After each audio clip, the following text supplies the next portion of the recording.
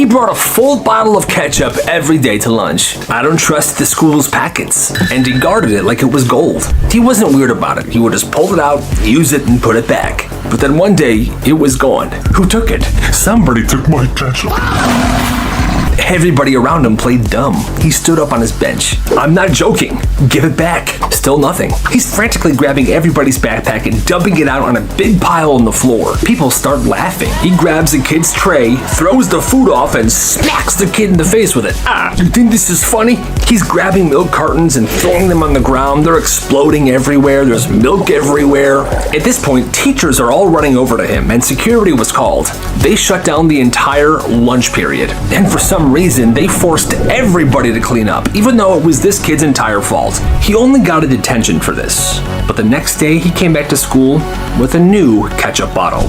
But this time, it had a chain around it, and it was chained to his belt. That's insane. This one kid's attendance was low, and so the school had this thing for kids that had low attendance. Okay, for those of you with low attendance, if you're on time every day for these next 30 days, we have a go-karting field trip for you guys. And people are hyped. This kid is stoked, 30 days straight, no sick days, perfect attendance. He can do it. And he did. And finally, it's the day before this go-karting field trip, and there's a sub in drama class. Well, the class is losing their minds, running around, throwing chairs, kicking desks, and one kid wants him to join in. Hey, come on, man, it's just for fun. There's a freaking sub in here. Kick a desk. No, I'm good, man. Come on, bro, kick a desk. Fine.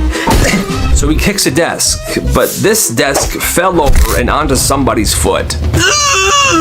And the sub was like, okay, who did that? And everybody pointed to him.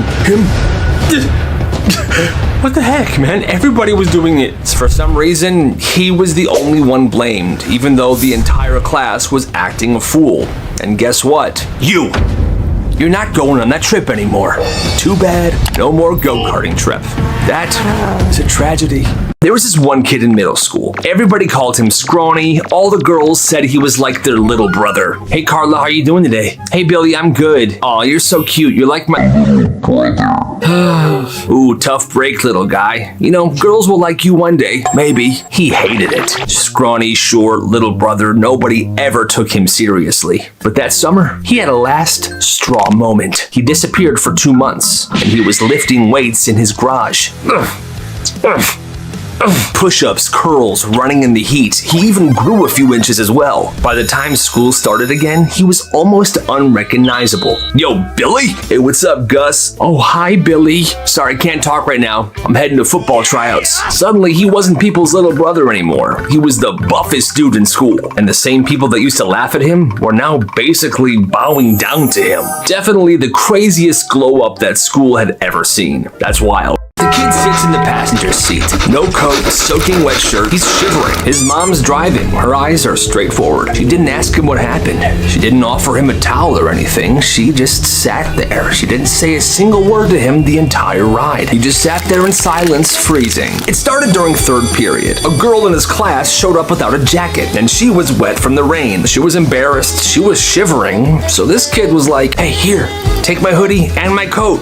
You need it more than I do. Thank you so much, Julius. No big deal. But apparently it was. The teacher said it was inappropriate touching, and the shirt he was wearing had Shrek on it. And apparently that was against the rules. Dress code violation. He got written up, and get this, he was suspended and sent home. He didn't fight it, so now he's in that car ride with his mom, sitting in silence. He tried to talk to her, Mom, but she just shushed him and turned the heat all the way up. That's wild. Okay, so when this kid was in third grade, he refused to join some multi-class activity. Everybody was running around, they were doing stations, participating, and he wasn't. Well, the teacher finally walked over. Now, dear, you can't be here without participating. Huh? She meant for him to go join a group. Well, he heard, you're not allowed to be here. The teacher walks away expecting him to go join a group. And then he slips out of the crowd and leaves the school. And he just starts sprinting to nowhere specifically. He just picked a sidewalk and he decided to sprint. He got 3 miles away. A family friend sees him on the shoulder of a road, like he's on some solo pilgrimage. Billy, does your mom know you're out here? I'm not allowed to be there. The family friend sighs, unlocks the car, and then drives the kid home. His mom opens the door, and she's furious. She's like, wait a minute. What are you doing here? Where were you? The worst part is, school had been over for hours, and they never noticed this happened. Yeah.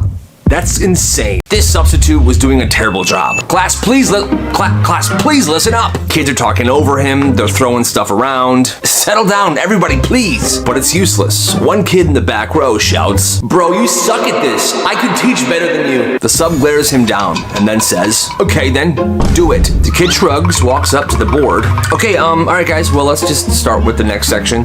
Page 72, I think, in the book. It's actually 73, Carlos. My bad, 73.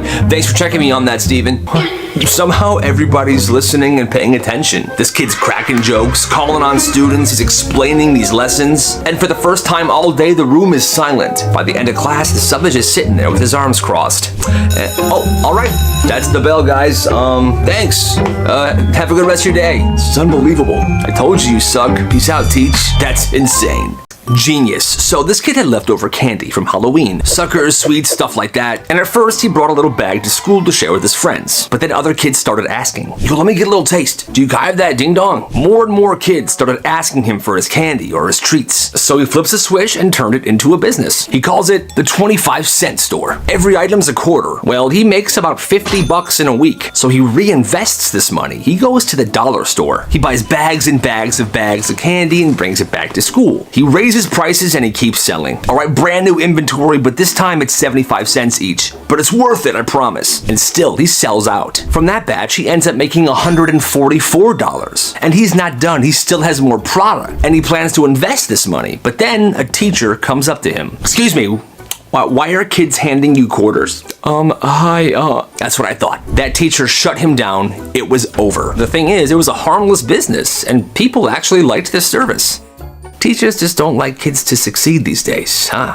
Genius level 1000. So this kid gets a job at the local movie theater. 2 tickets to the Helpful Cow, please. All right, enjoy the show. Well, day 3, he learns a pretty cool thing. All right, staff, a reminder, you all get free popcorn. Isn't that awesome? Best job ever. So every shift, right before close, he fills a bag with free popcorn. He ties it up and he stuffs it in his backpack. Popcorn into backpack. He goes home, goes into his bedroom, and he puts that popcorn into an even bigger bag of popcorn. It's a massive trash bag he keeps in his closet. He does this for days. His closet turns into a popcorn storage unit, and he's trying to keep the popcorn as fresh as possible. Then what he does is he takes his popcorn to school and he sells it. Like, for example, one night during a basketball game, the school is selling tiny popcorn bags for $4 each. He comes in, $2, fresh movie theater quality popcorn, $2. He goes behind the bleachers and a line forms. People are ditching the real concession stand to buy popcorn off of him. He upgrades his business too. Employees get 50% off of all candy. So one day he buys a bunch, tosses it in his backpack, and sells it at school for full price. Here you have candy. Yep, Twix, Reese's, Butterfinger, what do you want? He's basically running concessions every day at school. And by the end of the year, he made more money selling popcorn and candy than the theater paid him to work there. And that is genius. You gotta respect the hustle. Steven wasn't a bad kid. He just couldn't sit still, he talked too much, and he was the class clown. The kind of kid teachers called a distraction. So Steven ended up in detention a lot. The teacher who ran it, Mr. Barlow, I'm Mr. Barlow. He was one of those quiet, by-the-book teachers. Button-down shirt, coffee mug that said discipline equals freedom. Well, Steven noticed that in detention, Mr. Barlow didn't really do much. He just said, "No talking," and he would just yell at people who did. "Mr. Barlow, you know that doesn't really work, right? You think you can run detention better than me?"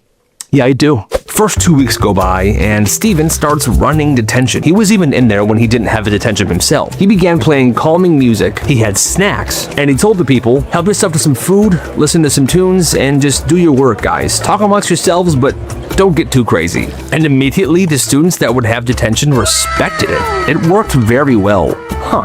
So do you plan on running detention for me? I mean, I already do. Okay, fine.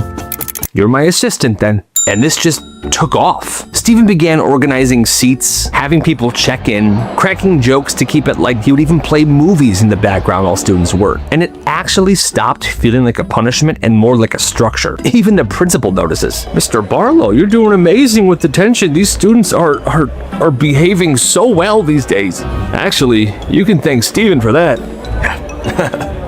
Steven eventually graduated from high school, but he became a teacher and came back to that school to teach his own class. That's amazing. A freezing rainstorm hits overnight. Morning comes, and every single porch on the block is a sheet of ice. People are stepping outside trying to go to work, but they're slipping all over the place.